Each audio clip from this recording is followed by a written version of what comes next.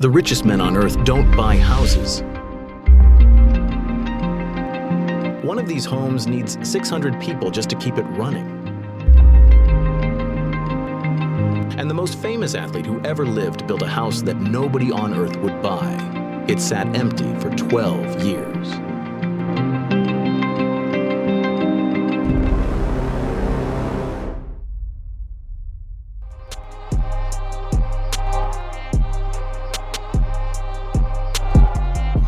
Welcome back. Today we're not counting money, we're walking through it. Because past a certain number, a house stops being somewhere to live.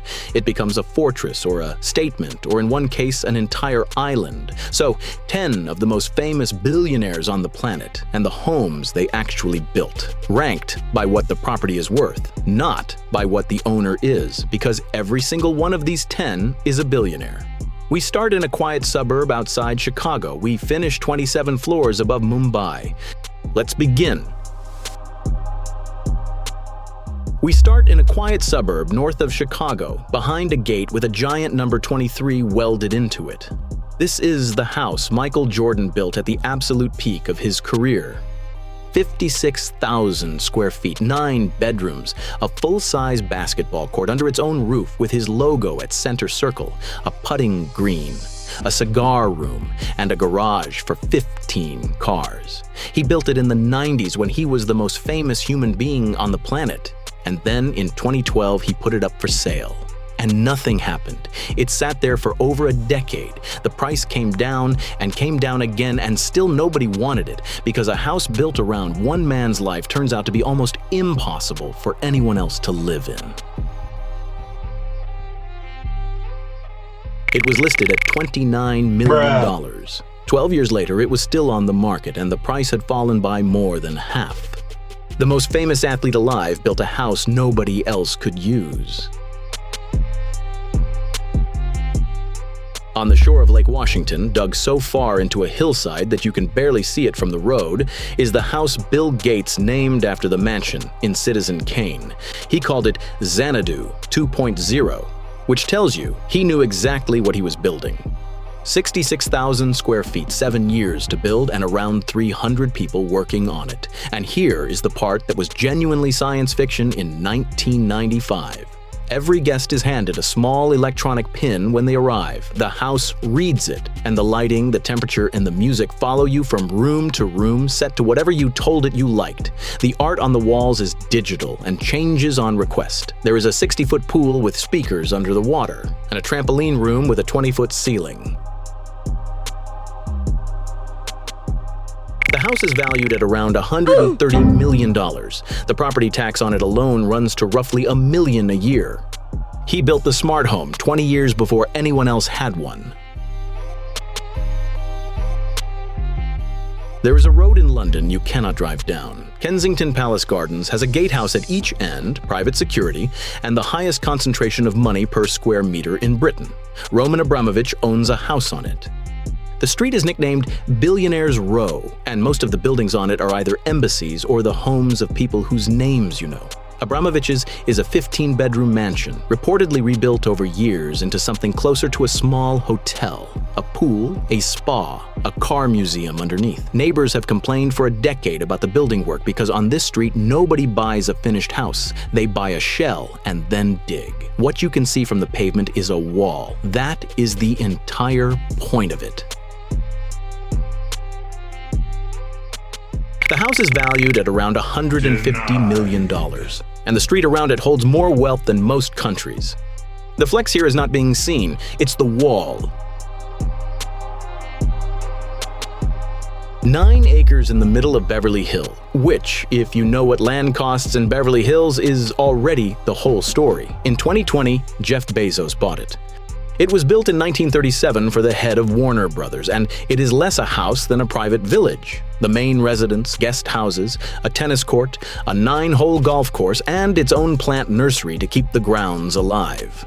David Geffen owned it for nearly 30 years before Bezos, and spent most of them restoring it, tracking down the original fittings, rebuilding rooms that had been torn out decades earlier, which makes it unusual. In a city that flattens and rebuilds every 10 years, this estate was kept almost exactly as it was. Bezos paid $165 million.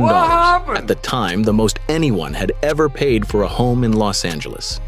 In Hollywood, the real flex isn't building something new, it's buying the history.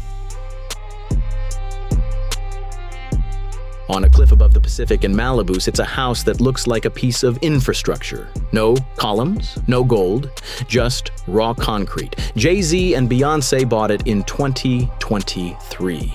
It was designed by Tadao Ando, an architect who works almost entirely in bare concrete and daylight, and it took 15 years to finish.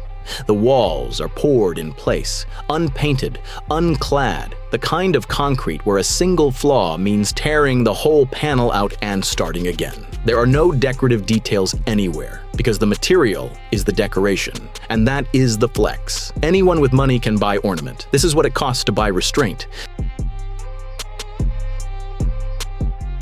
They paid a reported $200 million in cash, the most expensive home ever sold in the state of California.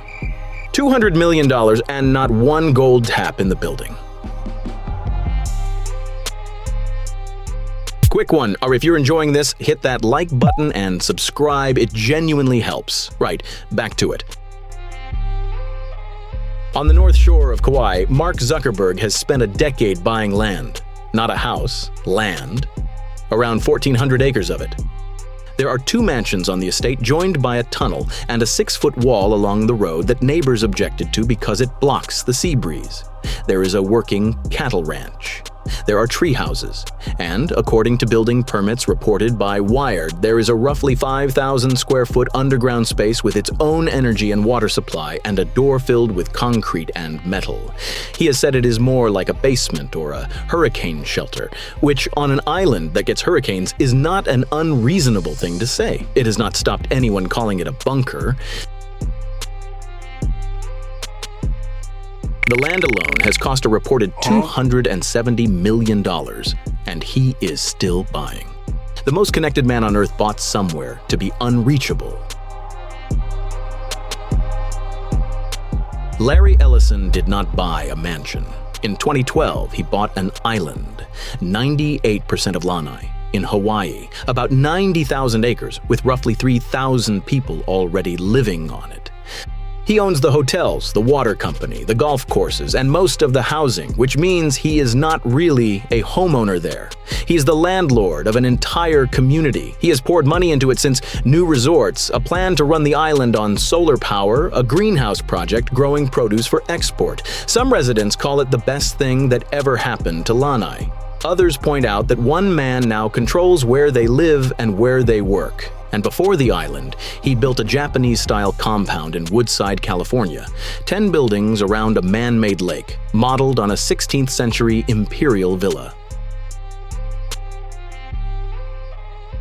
The island cost a reported $300 million.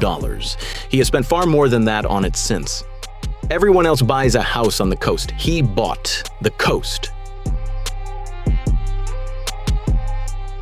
Just outside Paris, there is a 17th-century chateau with a moat, a gold-leafed fountain, and a hedge maze. It was finished in 2011. Every stone of it is new. It was built by hand by craftsmen using period techniques to look 300 years older than it is, and then wired, so that the fountains, the lights, the music, and the temperature all run from a phone. Under the moat, there is a transparent chamber where you sit below the waterline and watch the fish swim over your head. When it sold in 2015, the buyer was hidden behind a chain of shell companies, and for 2 years, nobody could name him. Then the New York Times reported it, the Crown Prince of Saudi Arabia. The price was around $300 million. At the time, the most expensive home ever sold anywhere on Earth. $300 million for a brand new antique. In Brunei, on a riverbank outside the capital, stands the largest residential palace in the world, Istana, Nurul Iman. And unlike a palace you can queue up to visit, somebody actually lives in it. 1,788 rooms, 257 bathrooms, a garage for 110 cars, which barely dents a collection reported to run into the thousands.